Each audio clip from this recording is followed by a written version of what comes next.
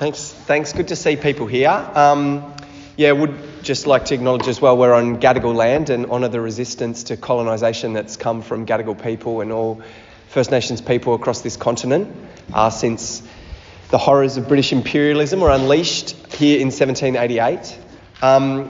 It is quite important, that acknowledgement and that context for what we're discussing today, which is an anti-colonial revolt by the Indigenous Kanak people on Kanaky, as it's called by the independence activists, on New Caledonia, a French colony. It's 1,300 k's off the coast of Queensland. And I don't think most people know that there's a French colony 1,300 k, 1,300 k's off the coast of Queensland. It's closer to Brisbane than Melbourne is. But I think the way we're indoctrinated, I guess, in Australia, the whole, mainstream media, everything, I don't think we don't learn to see ourselves as part of this region. We don't learn to see ourselves actually through the prism of, the Indigenous peoples that have been across this entire region for so long.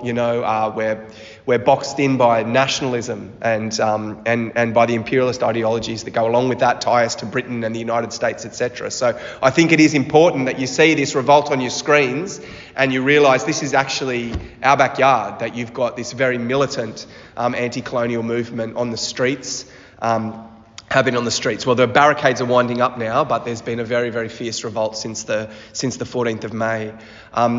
By no means an expert on this issue. I've been researching this week to learn a lot more about it myself. I was lucky enough to visit Kanaky a few years ago, and it was a wonderful time to be there. And one of the things that struck me were the fact that you see all these French, they look like soldiers, they call them gendarmes, but they're French, police force walking around with these automatic weapons, hanging off their hips, just sort of cruising around the streets of the main city, Noumea, and also in the more regional area, Ile-de-Pine, that we visited. It's quite a small island and a small population. I mean, you've got the main island that also has the capital Noumea and some surrounding islands. About 270,000 people total as the population of Kanaky-New Caledonia. About 94,000 of them are in the capital Noumea, and there's a broader sort of urban area around Noumea, about 182,000 people in the broader urban district. And that's where the current revolt has been concentrated, is in the outer urban areas around Noumea, though there has been, solidarity and also action from across Kanaky. So the Kanak people are the Indigenous people, about 40% of the population. Europeans, overwhelmingly French, are about 30% of the population, and then there's about 30% of other migrants who have come from across the Pacific or across Asia. Quite a high population of Vietnamese and Indonesian people as well. And there's an unresolved issue of decolonisation that is really fuelled this uprising. And the demographics of who can vote is a very sensitive topic, precisely because the issue of decolonisation is unresolved and has been put to a series of referendums. So the question of who can vote is a very, very political question. And while in general terms, socialists would fight and argue for a universal franchise, this isn't general terms, this is the colonial situation. And it's a settler colonial situation. And it's a situation where the French have, over the years, actually used the transfer of French people, of French settlers, explicitly as a political tactic to try to undermine the independence movement, which is something I'll go on to discuss. So the reforms that sparked this uprising would give the franchise to about 25,000 French nationals who are currently disenfranchised and can't vote. And the proposal that came from the French to introduce these reforms led to mass demonstrations by the independence movement. So I said at the start, you've got 270,000 people in the whole of New Caledonia. The demonstration on April the 13th against this new law I've seen figures of up to 45,000 people demonstrating, at least 30,000 people demonstrating against the new law. So this is a massive section of the population actually on the streets in a concentrated rally against the reforms. But the French pushed ahead. And I'll go on to analyse a little bit why the French pushed ahead, even despite this massive opposition. And it's by pushing ahead and pushing the reforms through both houses of the French Parliament that you that you saw the explosion that hit on May 14, the uprising. And this was driven by young people. This is driven by young, disenfranchised people who are calling for independence, but they're also, if you listen to the interviews with the people who are manning the barricades or being there on the barricades, young women as well, you can hear them talk about the poverty that they're experiencing. So Kanak are, drastically discriminated against, actually very, very similar to Aboriginal people in Australia. Any of the statistics you want to look at, it's very, very similar. 90% of prisoners are Kanak, right? The unemployment rate's up to like 40% for Kanak people. There's, a vast majority of Kanak live below the poverty line. So you have this extraordinary sort of social disenfranchisement that's really driving the rebellion as well.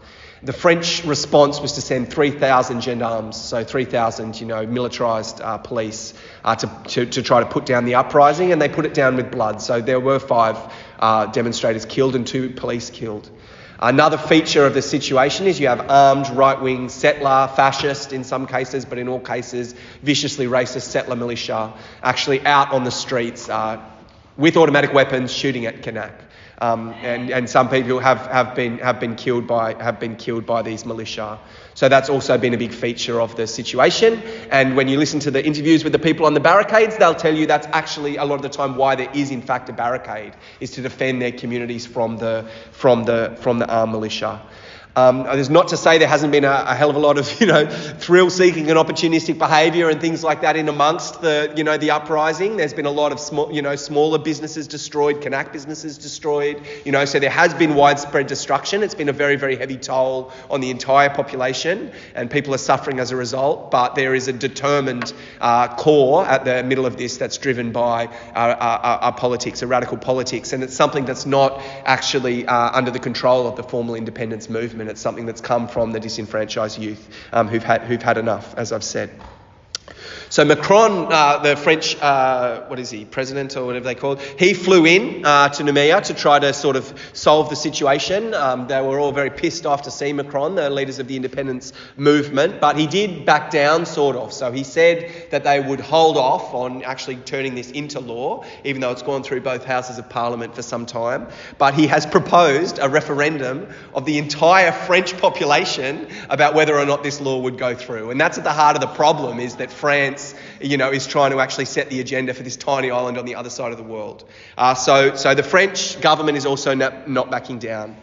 And what you've sort of seen in terms of this rebellion and response from the French is we're at the end of a very long process that was mediated by a series of accords between the independence movement and the French state, and that's now come to an end. And I'll go on to explain that, but there's nothing actually on the horizon for young people and for others that are wanting to see independence in terms of the formal political process is not offering anything to them. So, the French are pushing ahead with trying to say, well, we're going to, sort of enfranchise more French, sort of, etc., and the people have responded. So to just give a little bit of a background of some of the history that's brought us here, and then I'll go on to describe France's imperialist interest in the Pacific, which is really what's driving their activities. So New Caledonia, Kanaky, it was colonised in 1853. Very similar to Australia. It was initially a penal colony. The French sent their prisoners there. They sent a lot of political prisoners there. They sent a lot of Algerians there who were, rising up against the French. They sent Paris communards there. Famously, Louis Michel, who was an anarchist leader in the Paris Commune, one of the very few, even maybe the only, European revolutionary who was sent out there and actually ended up supporting the Kanak revolt. But there was a major revolt in 1878, had 3,000 people slaughtered to put it down. In 1917, another revolt that was also drowned in blood. And one of the independence leaders that I was reading said that prior to colonisation, there were 200,000 Kanak across what's now New Caledonia, and that by the end of the century that had fallen to 26,000. So we're talking about a similar genocidal process to that we saw on the Australian continent in terms of massacres, in terms of deaths from disease, etc., that absolutely devastated the population. But people did organise and fight back. Also very similar history to Australia in terms of how the population was controlled. So they set up a system of reserves that Indigenous people were not allowed to leave. So this is also what they did in New South Wales. This is also what they did all over the place. They said, there's your land, you can't leave, we'll control you, etc. And so people couldn't leave their reserves until after Kanak people couldn't leave their reserves until after the Second World War, and they weren't allowed to vote until the 1950s. You've got a stirrings of the independence movement that really starts to kick off with the global revolt in 1968. It's a really interesting story if you want to go and read it. I spent too much time reading about that rather than the current thing. I can't go into many of the details, but it's very interesting because you had both Kanak and also white students who had gone from the colony to Paris to study, got caught up in May 1968 and came back and said, bring it on, let's fight for independence in New Caledonia, right? And this was important for a number of reasons. One of the things that happened was they actually broke with the racist practices of trade unions that had existed previously, where just like the White Australia policy, trade unions had sort of organised to say, well, we'll try to protect our rights by excluding coloured people from the workplace, right? But there was a new politics of multiracial unionism that was actually brought back and was part of the independence struggle. And this came also through a process of industrialisation that was happening on New Caledonia and the discovery of nickel and the development of nickel deposits, which is the fourth largest nickel producer in the world, is New Caledonia. 90% of the export earnings come from nickel. This is the number one commodity of the society. And the development of an industrial workforce led to a unionism and led to a possibility for a unionism that could actually look to the common interest of exploited French workers and other migrant workers that had come into the area and the struggles of the Kanak. So I am just going to read one quote from the returning radicals. They launched a journal called the Kanak Awakening, and there's this great quote in one of their things. We firmly believe that the theft of Kanak lands and the misery of workers represent two faces of a single reality. Tribes, factories, united front is our slogan. Right, so you did have this sort of, politics of liberation that came through the 1970s. Can't go into talking about the development of liberation movement, we don't have time. But the important thing is in 1984 to 1988, you had a very violent rebellion. You had an armed rebellion. Both the Kanak actually taking up arms to fight for land and to fight against the French state, but also armed settlers, really, really on the offensive against a lot of the gains that had been made by the Kanak, who had recovered land through the 70s and early 80s through a struggle. You had armed settlers, who massacred Kanak actually in this period. There's some frightful massacres that happened. That sort of came to a head with a hostage crisis, where you had, many Kanak killed, a number of gendarmes also killed, very, very sort of frightful situation. But I will just sort of make one point before I go into that, and that's just to say this goes to the question of demographics. In the 1970s, in response to the independence movement, this is a letter from the Premier, Pierre Mesmer, writing to his Minister for Territories. He says, it's necessary for us to seize this last chance to create an additional Francophone country. The French presence in Caledonia can only be threatened except by a world war, by nationalist demands by the Indigenous people, supported by some possible allies from other Pacific communities. The Indigenous nationalist demand will only be avoided if non-Pacific communities form the majority. The success of this undertaking, indispensable to the maintenance of the French position east of Suez, depends on all other requirements on our ability at last to succeed after so many reverses in our history in an operation of overseas colonisation. So they deliberately encouraged migration from France to New Caledonia as a strategy to try to outnumber the Kanak and bury the independence movement. So that's part of the background to why the demography question is such a question. 1988, you get a series of accords where they say we're going to have a referendum on the question of independence. That's delayed until there's further accords, the Noumea Accords in 1998, right? And this further delays a referendum. It actually commits the French state to hold 3 referendums for independence. So it was quite an extraordinary agreement. They say, we'll agree to hold 3 referendums for independence. So even if you lose 2, you can have a third. But they did implement some sort of self-governance sort of situation. So they set up a Congress, for New Caledonia where there was elections to it. They set up a Kanak customary Senate, which could be consulted on Kanak issues. But the French retained control of what they call sovereign powers, justice and the courts, public order and policing, finance and currency, defence, and most aspects of foreign relations.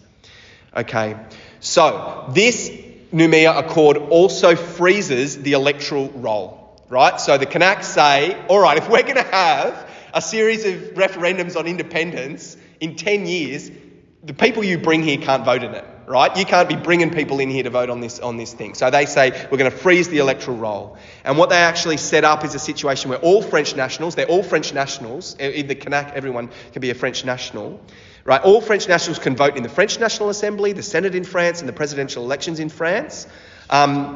But they also set up a category of New Caledonian citizens, which is unique in French jurisprudence, and only they can vote in the elections for the Kanak Congress, and that's what's been frozen. They also set up a special role for French nationals resident from 1994 to 2014 to allow them to vote in the referendum.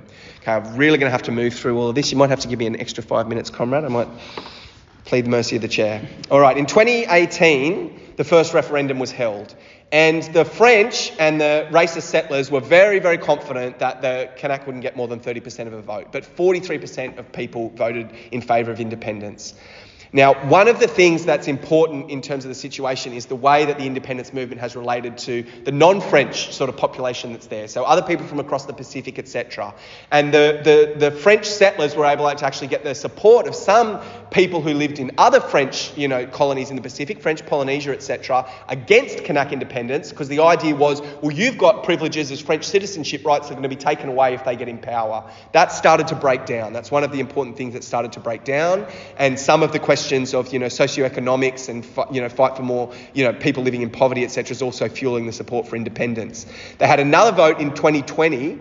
47% vote in favour of independence, and the independence movement was jubilant, right? So they actually hit the streets like they've won after 47% vote, because they go, no, we got another vote coming and the wind's at our back.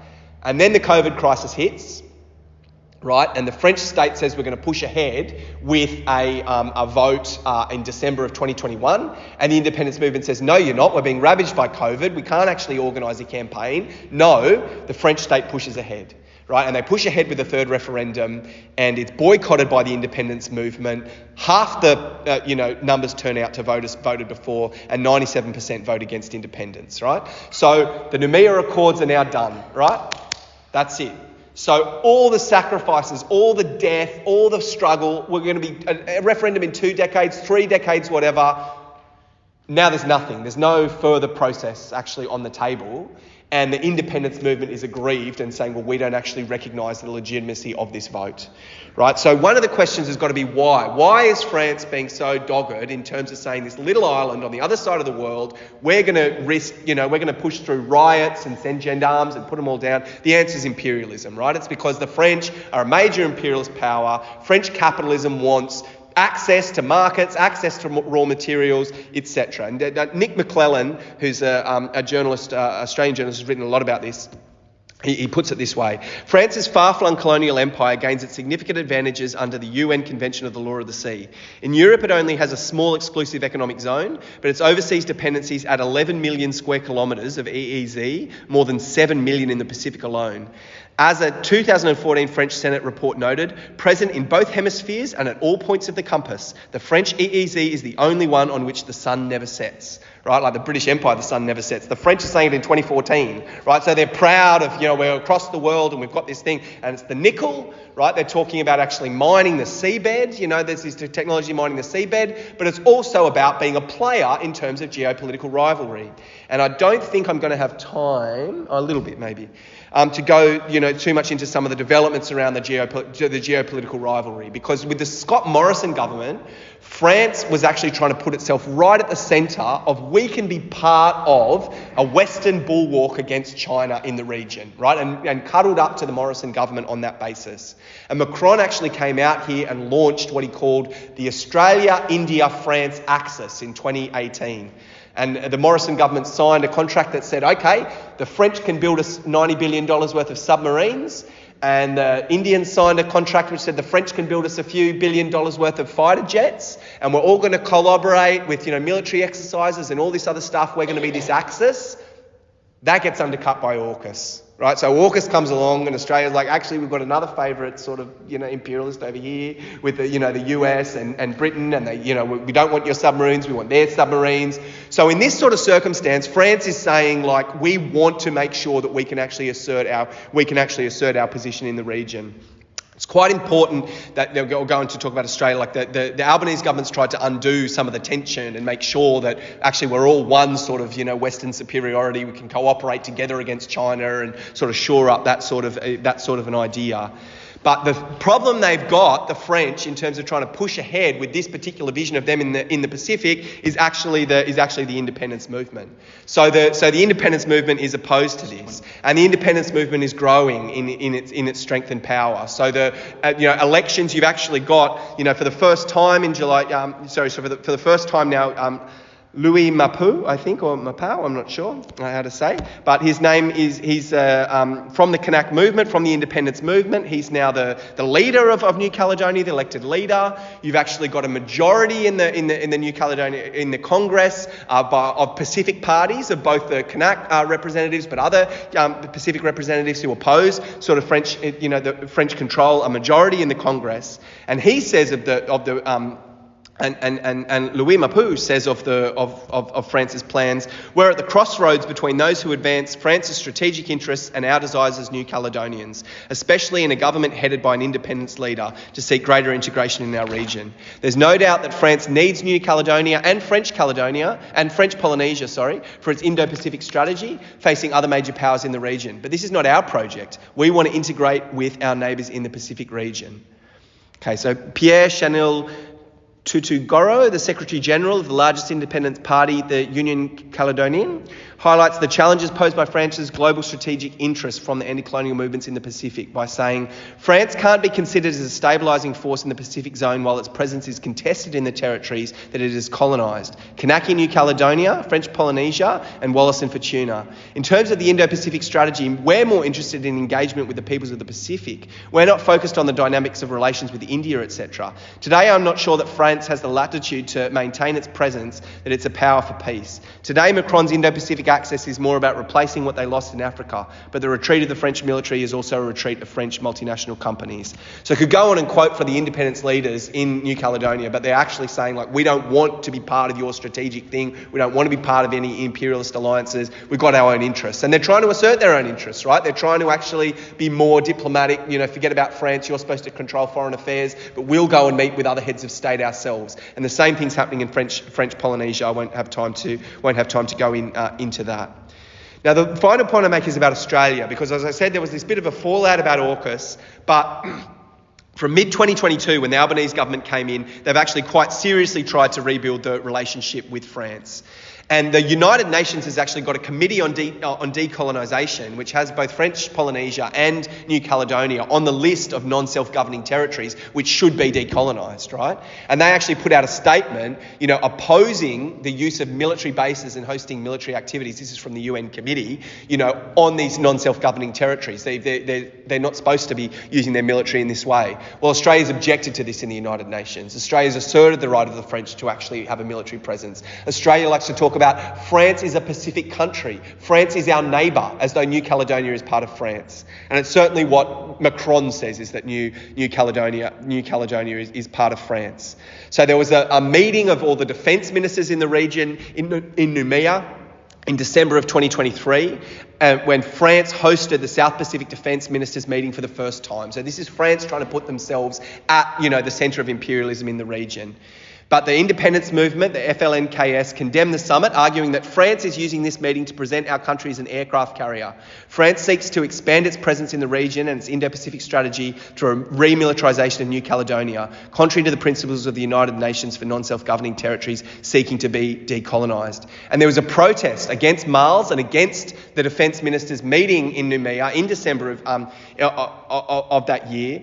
And the big demonstration actually coincided with marking 40 years since a massacre in which 10 Kanak activists were killed in ambushes by armed settlers 40 years earlier. And I just sort of wanted to finish on that, because I think this really highlights the way struggles against colonisation, struggles for Indigenous rights. We've seen it here in terms of the challenges against military bases from, Indigenous people from Central Australia, challenges against, nuclear testing by the French, nuclear testing by the British in Australia, against US military presence, for Indigenous rights, for decolonisation. This goes hand in in hand with our fight, the fight of all workers across the region against imperialism, against a system that prioritises violence, brutality, investing in huge weaponry, billions and billions of dollars to nuclear submarines. When what's the problem we've all actually got? What's the problem that all of the countries in the Pacific say is their number one issue?